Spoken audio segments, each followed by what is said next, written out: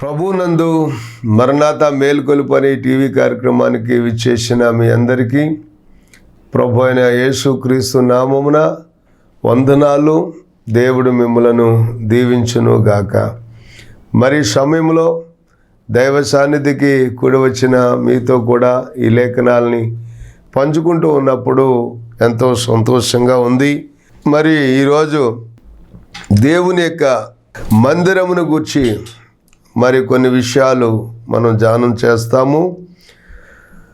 దేవుని యొక్క మందిర ప్రతిష్ట ఆరాధన జరుగుతున్నటువంటి సందర్భంలో సొలొమోను ఆయన ప్రార్థన చేస్తూ వచ్చాడు. దేవుని వాక్యం ప్రకారంగా చూస్తే 2 దినవృత్తాంతాల గ్రంథము 7వ అధ్యాయము 1 నుంచి చదివినప్పుడు సొలొమోను తాను చేయు ప్రార్థనను ముగించినప్పుడు అగ్ని ఆకాశము నుండి దిగి దహన బలులను ఇతరమైన బలులను దహించెను. యెహోవా తేజస్సు మందిరము నిండా నిండెను. యెహోవా తేజస్సుతో మందిరము నిండినందున యాజకులు అందులో ప్రవేశింపలేక ఉండిరి. అగ్నియు యెహోవా తేజస్సును మందిరం మీదకి దిగగా చూసి ఇశ్రాయేలీలు అందరూ సాష్టాంగ నమస్కారం చేసి యెహోవా దయాళుడు, ఆయన కృప నిరంతరం ఉండునని చెప్పి ఆయనను ఆరాధించి స్తుతించిరి. రాజును జనులందరూ యెహోవా మందిరము ఎదుట బలులు అర్పించిరి. రాజైన సొలొమోను 22,000 పశువులను 120,000 గొర్రెలను బలులుగా అర్పించెను. యాజకులు తమ తమ సేవాధర్మములలో నిలుచుండగను లేవీయులు యెహోవా కృప నిరంతరము నిలుస్తున్నదని వారి చేత ఆయనను స్తుతించుటకై రాజైన దావీదు కల్పించిన యెహోవా గీతములను పాడుచు వాద్యములను వాయించుచు నిలుచుండగను యాజకులు వారికి ఎదురుగా నిలిచి బోరలు ఊదుచుండగను ఇశ్రాయేలీల అందరూ నిలిచి ఉండగను రాజును జనులందరూ కూడి దేవుని మందిరమును ప్రతిష్ఠ చేసిరి. దేవునికి స్తోత్రం. చూడండి, దేవుని యొక్క మందిరము ప్రతిష్ట మరి ఎంతో ఘనంగా జరిగించినటువంటి సందర్భం ఈ లేఖనంలో చూస్తాం. చాలామంది మరి దేవుని యొక్క మందిరాన్ని చాలా ఘనంగా కట్టుకుంటారు, గొప్పగా మరి ఆ మందిరానికి ఎంతో ధనాన్ని వెచ్చిస్తారు. మందిర ప్రతిష్ట ఆరాధన మరి జరిగిస్తారు. చాలా మరి ఊరిలో ఉన్నటువంటి వారందరికీ కూడా భోజనాలు ఏర్పాట్లు చేస్తారు.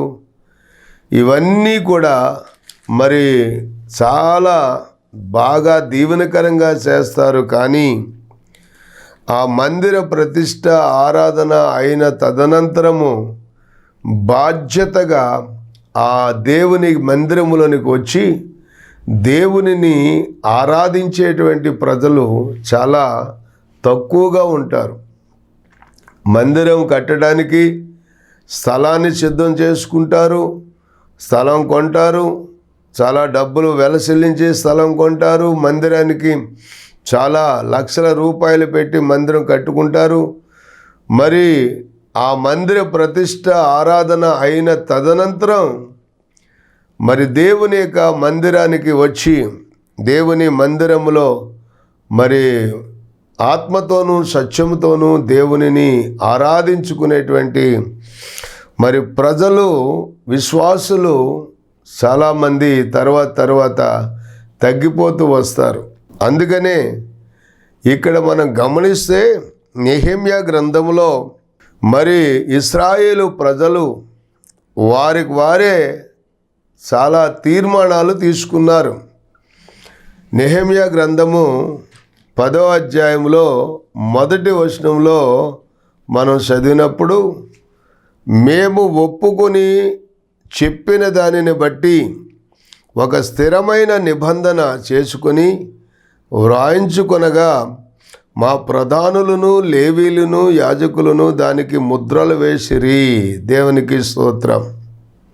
చూసారా? అంటే దేవుని యొక్క మందిరము నిర్మాణం జరిగిన తర్వాత దేవుని యొక్క మందిరములోని ప్రజలు మరి ఒక నిబంధన చేసుకోవాలి. ఏంటి ఆ నిబంధన అంటే, వీరు చేసినటువంటి నిబంధన ఏమిటి అని ఆలోచన చేస్తే దేవుని యొక్క వాక్యములో మనం చూస్తున్నప్పుడు, మా దేవుని మందిరమును మేము విడిచిపెట్టము అనే తీర్మానం తీసుకున్నారంట.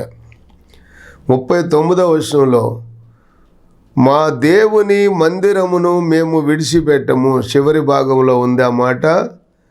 వాళ్ళు ఎంతో భారముతో దేవుని యొక్క మందిరమును కట్టుకున్నప్పుడు, దేవుని యొక్క పనిని జరిగిస్తూ ఉన్నప్పుడు వారు చక్కటి తీర్మానం తీసుకున్నారు. మా దేవుని మందిరమును మేము విడిచిపెట్టము. ఎందుకని అంటే, దేవుని యొక్క మందిరమును కట్టిన తర్వాత దేవుని మందిరములో ఆరాధించడానికి ప్రజలు ఈనాడు చాలా కొదువైపోతూ ఉన్నారు. దేవుని మందిరము కట్టిన తర్వాత అనేకమైనటువంటి సమస్యలు పెట్టుకుని మరి నేను గొప్ప అంటే నేను గొప్ప అనుకున్నట్లుగా కొన్నిసార్లు మరి ఆ మనస్పర్ధలు, మనసుల్లో తేడాలు వచ్చి కొన్ని సమస్యలు వచ్చి దేవుని యొక్క మందిరాన్ని విడిచిపెట్టి వెళ్ళిపోయే వాళ్ళు చాలామందిని చూస్తూ ఉన్నాం. ఎంతో ప్రయాసతో మందిరం కోసం కష్టపడ్డారు, కన్నీరు కార్చి ప్రార్థన చేశారు, చాలా ధనము వెచ్చించి మందిరాన్ని కట్టుకున్నారు. దేవునిని ఆరాధించడానికి సిద్ధపడి అందరూ కూడా రావాల్సిన వారే ఉండగా కొందరే వస్తున్నారు, కానీ అందరూ రాలేకపోతున్నారు. కారణం ఏంటి అంటే, ఇదిగో ఇక్కడ తీసుకున్నటువంటి తీర్మానం చూడండి, మా దేవుని మందిరమును మేము విడిచిపెట్టము అనేటువంటి తీర్మానం లేక చాలామంది మందిరానికి దూరమైపోతూ ఉన్నారు. ప్రియ దేవుని బిడ్డలారా, చూడండి, కీర్తనల గ్రంథము 27వ కీర్తన 4వ వచనం మనం చదివినట్లయితే దావీదు నిర్ణయం చూడండి ఎలా ఉందో. 4వ వచనంలో, యెహోవా యొద్ద ఒక్క వరం అడిగి తిని దానిని నేను వెదుకుచున్నాను.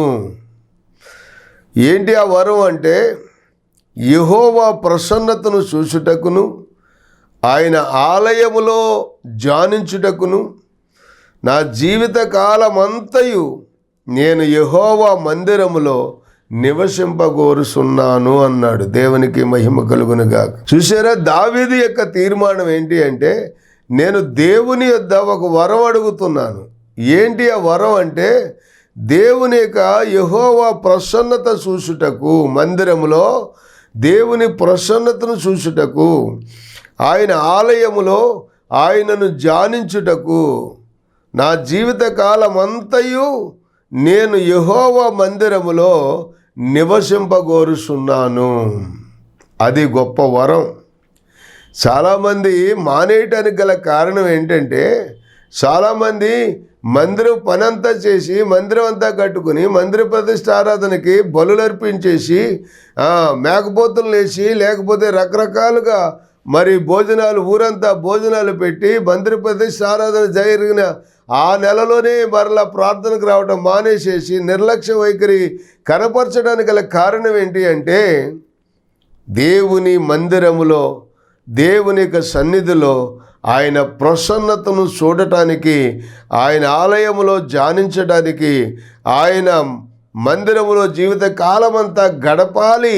అట్టి కృపావరమును నాకు దయచేయమని దేవుని సన్నిధిలో అడగటానికి బదులుగా, నేను కాబట్టి ఈ పని చేశాను, నేను కాబట్టి ఈ మందిరానికి ఇంత ఇచ్చాను, నేను కాబట్టి నేను ఈ విధంగా సహకరించాను అని రకరకాలుగా చూస్తే పరిస్థితులు మనుషుల హృదయంలో, విశ్వాసుల హృదయంలో గర్వాన్ని పుట్టించి దేవునికి దూరం చేస్తూ ఉన్నాయి. కాబట్టి అటువంటిది లేకుండా ఉండాలి అంటే దావీదు వలె దేవుని సన్నిధిలో, దేవా నీ దగ్గర నేను ఒక వరం అడుగుతున్నాను. ఏంటి ఆ వరం అంటే, నీ మందిరములో నీ ప్రసన్నత చూడాలి. మొదటిగా నీ ప్రసన్నతను నేను చూడాలి అన్నాడు. మరి మోషే కూడా 90వ కీర్తన 17వ వచనంలో మనం గమనించినట్లయితే 90 కీర్తన 17వ వచనంలో ఏమన్నారు? మా దేవుడైన యెహోవా ప్రసన్నత మా మీద నుండునుగాక అన్నారు. దేవునికి స్తోత్రం. మా దేవుడైన యెహోవా ప్రసన్నత మా మీద ఉండునుగాక, మా చేతి పనిని మాకు స్థిరపరచుము, మా చేతి పనిని మాకు స్థిరపరచుము అని మరి దేవుని సన్నిధిలో మోషే మరి ఇక్కడ ప్రార్థన చేస్తున్నట్లుగా మనం చూస్తూ ఉన్నాం. దైవజనుడైన మోషే కీర్తన అని చెప్పి రాయబడి ఉంది. కాబట్టి మరి దేవుని యొక్క సన్నిధిలో యెహోవా ప్రసన్నత చూచుటకు అని దావీదు చెప్తున్నాడంటే, ఇక్కడ మోషే గారు కూడా ఏం చెప్పారంటే, చూడండి మా దేవుడైన యెహోవా ప్రసన్నత మా మీద ఉండునుగాక. ఎప్పుడు ఉంటుంది దేవుని ప్రసన్నత ఒక వ్యక్తి మీద ఉండాలి అంటే? ఎప్పుడు ఉంటుందంటే, ఆయన దేవుని యొక్క మందిరములోనికి వచ్చినప్పుడు, మరి ఆత్మతోనూ సత్యముతోనూ దేవునిని ఆరాధిస్తూ ఉన్నప్పుడు, దేవుని సన్నిధిలో మనసు పెట్టి ప్రభు సన్నిధిలో ప్రాటల ద్వారానైనా, ఆరాధన ద్వారానైనా, వాక్యము ద్వారానైనా మరి హృదయపూర్వకంగా విశ్వసించినప్పుడు తప్పనిసరిగా దేవుని యొక్క ప్రసన్నతను వారు పొందుకుంటారు. దేవునికి స్తోత్రం. అంతేగాని చాలామంది దైవ సన్నిధికి వస్తారు, దేవుని మీద మనసు పెట్టరు, మరి రకరకాలైనటువంటి వాటి మీద మనసు పెడతా ఉంటారు. ఆ పక్కాళ్ళని చూస్తారు, ఈ పక్కాళ్ళని చూస్తారు, వాళ్ళు ఎలా ఉన్నారు, వీళ్ళు ఎలా ఉన్నారు, అలాగ వెళ్ళే వాళ్ళని చూస్తారు, వచ్చే వాళ్ళని చూస్తారు. ఆ విధంగా చూస్తూ ఉంటే దేవుని యొక్క ప్రసన్నత మన మీద ఉండదండి బిడ్డలారా.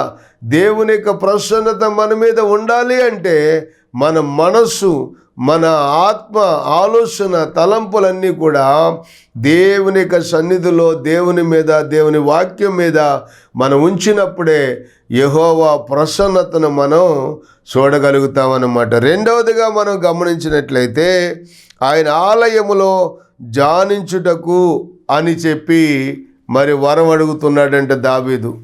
ఆయన ఆలయములో ధ్యానించడానికి వరం అడుగుతున్నాను అన్నాడు.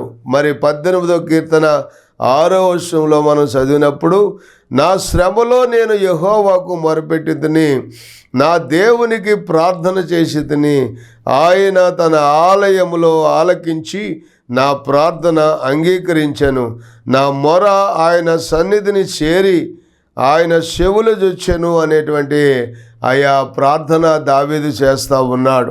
కాబట్టి ఆయన ఆలయములో ధ్యానించడానికి మరి ఆయన రెండవదిగా కోరుకున్నాడు వరంగా.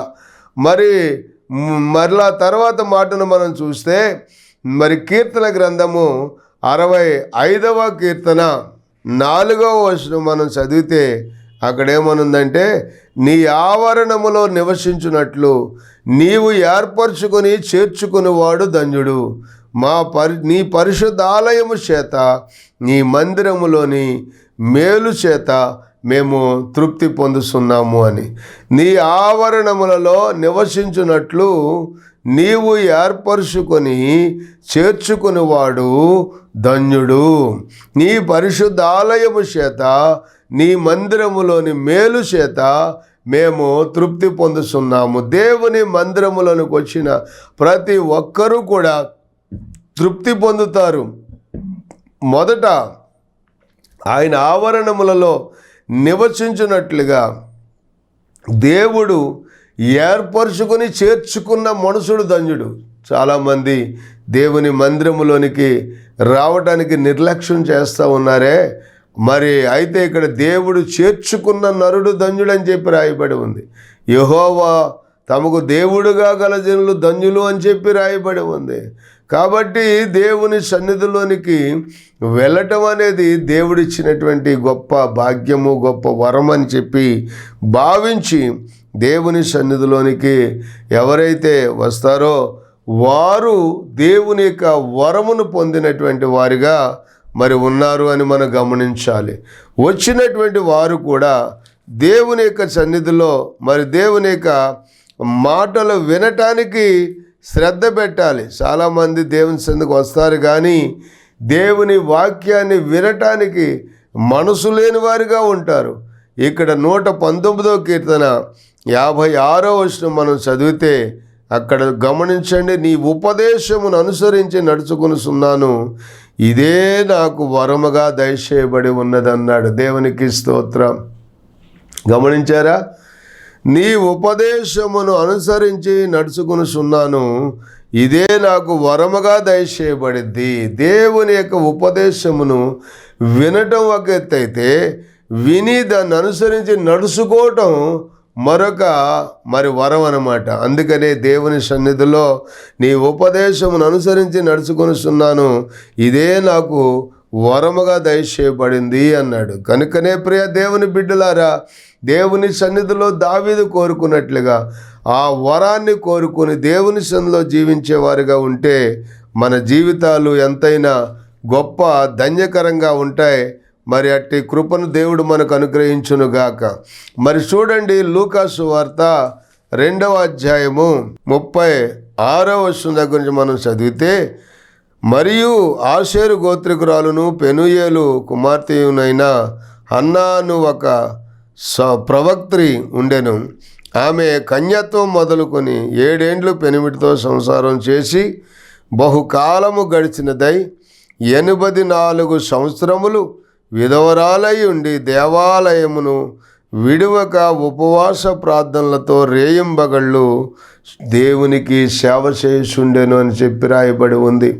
చూశారా ప్రియ దేవుని బిడ్డలారా, ఈ రోజున మనం గమనిస్తున్నట్లయితే చాలామంది వృద్ధులైనటువంటి వాళ్ళు కూడా తీరిక లేకుండా ఏదో పని పెట్టుకుని పరుగులెత్తిపోతూ ఉన్నారు. వయసులో ఉన్న వాళ్ళకి అలాంటి ఆరాటమే ఉంది, మరి పెద్దలైన వారికి అలాంటి ఆరాటమే ఉంది, వృద్ధులైనటువంటి వారికి కూడా అలాంటి ఆరాటమే.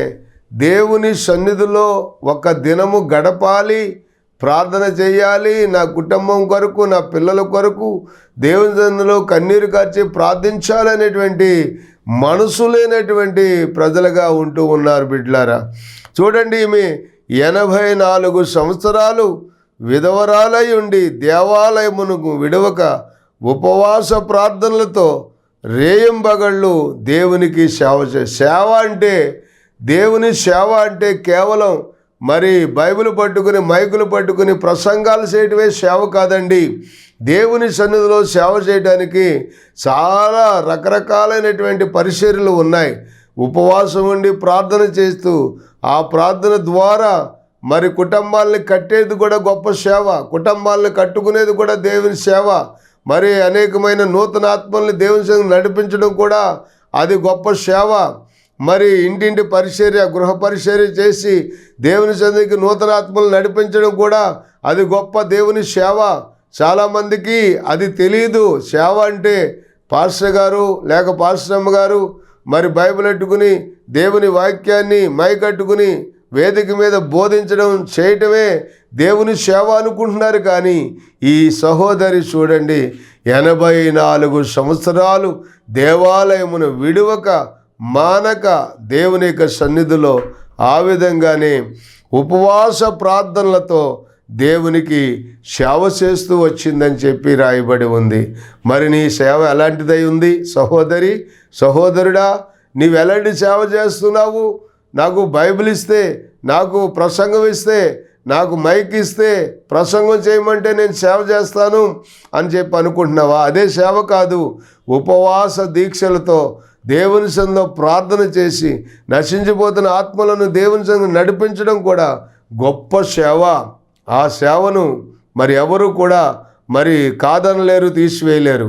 చూశారా, మార్తా మరియలు యేసు ప్రభువుని తన ఇంట్లో చేర్చుకుని, మార్త అయితే అనేకమైన పనులు పెట్టుకుని తొందరపడిపోయింది, కానీ మరి అయితే యేసు ప్రభు పాదాల దగ్గర కూర్చుని ఆయన చెప్పినటువంటి బోధన వింటూ ఉంటే ప్రభు అన్నాడు, మరియ ఉత్తమమైన దాన్ని ఏర్పరచుకుంది, ఆమె యొద్ద నుండి దానిని ఎవరు కూడా తీసివేయలేరు అని ప్రభు చెప్పారు.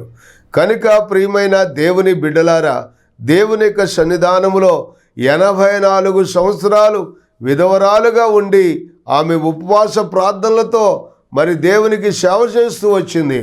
మరి మనం ఎలాంటి సేవలో ఉన్నామో ఒకంత ఆలోచన చేసుకుని ప్రభు సన్నిధిలో మీరు కూడా దేవుని దేవాలయమును విడిచిపెట్టకుండా, దేవుని మందిరాన్ని విడిచిపెట్టకుండా, దేవుని సన్నిధిలో దేవుడు మీకు ఇచ్చిన వరాలను బట్టి, తలంతులను బట్టి ప్రభు సన్నిధిలో ప్రార్థించే వరం ఉందా, ప్రార్థించండి. స్తుతించే వరం ఉందా, స్తుతించండి.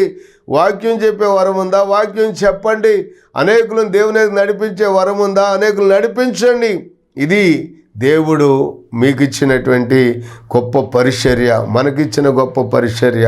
చూడండి, ఒకసారి మరి అడవిలో సింహాలు అత్యవసర సమావేశం పెట్టుకున్నాయంట. ఎందుకంటే వృద్ధ సింహాలకి ఆహారం దొరకటం లేదంట. చిన్న చిన్న జంతువులు ఆ వృద్ధ సింహాలు పరిగెత్తలేక వేటాడలేకపోతున్నాయి అని చెప్పి మరి ఆ యొక్క ఆ సమావేశాన్ని ఏర్పాటు చేసుకున్నాయి. మరి అప్పుడు ఏం చేద్దాం అని చెప్పి ఆలోచన చేస్తే అందులో ఉన్నటువంటి ఒక వృద్ధ సింహం ఒక ఆలోచన చెప్పింది. ఏంటంటే, అడవిలో గాలికి పైవాటానికి వెళ్ళి వృద్ధ సింహాలైనటువంటి మేము గాండ్రిస్తాం, సింహాలు పైన వచ్చినాయి, పైన ఉన్నాయి అని చెప్పి అనుకున్నప్పుడు ఆ చిన్న చిన్న జంతువులన్నీ ఇటు కిందకి దిగువకి పరిగెత్తుకుని వస్తూ ఉంటాయి. అవి పరిగెత్తుకుని వచ్చినప్పుడు యువ సింహాలు కింద గాలికి కింద వాటంలో కాపు కాసి వచ్చిన జంతువుల్ని వచ్చినట్లుగా మరి చంపి వాటిని పోగు వేస్తే ఆ తర్వాత మనందరం వచ్చి వాటిని పంచుకుని తినొచ్చు అంటే ఆ యొక్క ఆలోచన అన్ని సింహాలకు, యువ సింహాలకు, వృద్ధ సింహాలకు కూడా ఆ ఆలోచన మంచిదేని అనిపించింది. ఆ విధంగా వృద్ధ సింహాలు వెళ్ళి పైనెళ్ళి గాలికి పైన గాండ్రిస్తూ ఉంటే ఆ సింహాలు పైనున్నాయని కిందకి పరిగెత్తుకుని వచ్చినప్పుడు చిన్న చిన్న జంతువులన్నింటినీ కూడా కింద గాలి కిందకి ఉన్నటువంటి యువ సింహాలు వాటిని పరిగెత్తుకెళ్ళి వాటిని పట్టుకుని వాటిని చంపి రాశిగా గుట్ట వేస్తే ఆ తర్వాత అవన్నీ వచ్చి మరి వాటిని పంచుకుని తినేయట. మరి ఇక్కడ మనం ఈ ఉపమానం దేనికి సూచనగా ఉంది అంటే, సంఘములో ఉన్నటువంటి పెద్దలైనటువంటి వారు, వృద్ధులైనటువంటి వారు మరి బయటకు వెళ్ళి సువార్త సేవ చేయలేకపోవచ్చేమో, కానీ సంఘాలలో ఉండి వాళ్ళు గాండ్రిస్తే, వాళ్ళు ప్రార్థన చేస్తే, ఎలుగెత్తి మొరపెడితే యువకులైనటువంటి యువ సేవకులు, యవనస్తులు అనేక ఆత్మలను పోగు చేసి సంఘములో సమకూర్చి దేవుని యొక్క రాజ్యములో చేర్చటానికి ఆధారమై ఉంటుందని ఈ యొక్క ఉపమానం ద్వారా దేవుడు మనకు తెలియజేస్తూ ఉన్నాడు. గమనించారా? ఒక ప్రాంతములో డిఎల్ మూడీ గారు మరి దేవుని యొక్క సువార్త వాక్యాన్ని చెప్పి 15 నిమిషాలు దేవుని వాక్యాన్ని చెప్పి ఆ తరువాత మరి మీలో మారు మనసు పొంది పాపక్షమాపణ నిమిత్తమై మారు మనసు పొంది బాప్తీసం తీసుకునేవాళ్ళు ఎంతమంది ఉన్నారో ఒక్కసారి మీరందరూ లేచి నిలబడండి అని చెప్పి ఆయన పిలుపునిస్తే ఆ సభకు వచ్చినటువంటి వారిలో సగం మంది లేచి నిలబడ్డారట. ఆశ్చర్యం కదండి. ఆ దైవజనుడికే ఆశ్చర్యం వేసి ఆయన నేను చెప్పినటువంటి మాట, నేను ఇచ్చినటువంటి పిలుపు అర్థమైందో లేదో అని అందరినీ కూర్చోబెట్టి మరలా నేను చెప్పే మాట బాగా ఆలోచించండి, అర్థం చేసుకోండి. స్వస్థతల కోసం కాదు, మీరు మారుమనసు పొంది పాపక్షమాపణ నిమిత్తం బాప్తిస్మం పొందేవాళ్ళు మాత్రమే ఇప్పుడు లేచి నిలబడండి అంటే మరలా అంతమంది లేచి నిలబడ్డారట. అప్పుడు ఎందుకని మీరందరికీ ఏం కావాలంటే, మాకు పరలోక రాజ్యం కావాలి, మేము బాప్తిస్మం పొందాలి, యేసుని సొంత రక్షకుడిగా మేము అంగీకరిస్తూ ఉన్నామని చెప్పి వాళ్ళందరూ కూడా ఎలుగెత్తి ఏడుస్తూ ఉన్నారట.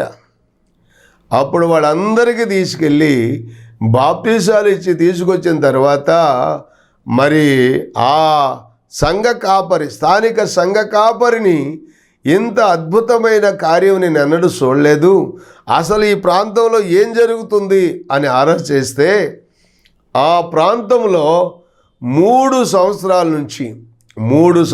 నుండి ఒక ఇంట్లో అక్కా చెల్లెళ్ళు ఇద్దరు మరి యవన బిడ్డలు ఆ ప్రాంతపు ప్రజలు, నశించిపోతున్న ప్రజల కొరకు రాత్రింబగళ్ళు ఉపవాసాలతో ప్రార్థనలు చేస్తూ వచ్చారట. ఆ ఇద్దరు అక్కా చెల్లెళ్ళు ప్రార్థన చేస్తూ వస్తే ఆ ప్రార్థన చేసిన ఫలితం ఆ యొక్క 300 మంది ఆ సభలో బాప్తిసాలు పొందారు. గమనించారా బిడ్డలారా? ఆ యొక్క ప్రార్థనకి వెళ్ళి వచ్చి ఇంటికి వచ్చిన చెల్లితో చెప్పింది. చెల్లికి మరి కాళ్ళు నడవటానికి వీలు లేదు, అవిటిదిగా ఉంది, మంచంలో ఉంటుంది.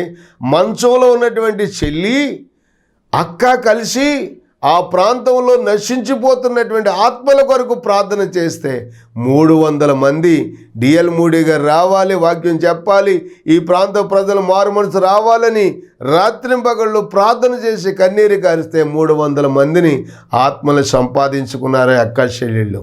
మరి నీ పరిస్థితి ఏంటి? ఏం చేస్తున్నావు? ప్రార్థన చేస్తున్నావా? దేవుని పరిచర్య చేస్తున్నావా?